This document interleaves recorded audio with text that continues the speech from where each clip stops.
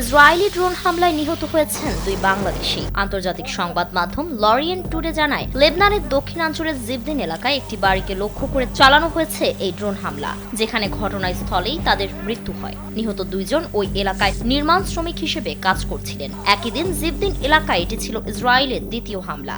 এর আগে ওই অঞ্চলে আরও একটি হামলা চালানো হয় বলে প্রতিবেদনে উল্লেখ করা হয়। এই হামলার পর পুরো এলাকায় আতঙ্ক ছড়িয়ে পড়ে এবং স্থানীয়রা নিরাপদ স্থানে সরে যেতে শুরু করেন।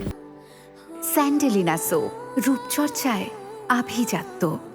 এর আগে ইসরায়েলি সেনাবাহিনী দক্ষিণ লেবনানের 9টি গ্রামের বাসিন্দাদের অবিলম্বে এলাকা ছাড়ার নির্দেশ দেয়। সেনাবাহিনীর দাবি, লেবনানের সশস্ত্র গোষ্ঠীর অবস্থান লক্ষ্য করে সেখানে বিমান ও গোলাবর্ষণ অভিযান পরিচালনা করা হয়। ফলে সীমান্ত এলাকায় উত্তেজনা আরও বৃদ্ধি পেয়েছে। সীমান্ত এলাকায় সাধারণ মানুষের নিরাপত্তা নিয়ে চরম উদ্বেগ তৈরি হয়েছে। অনেকে ঘরবাড়ি ছেড়ে নিরাপদ স্থানে আশ্রয় নিচ্ছেন।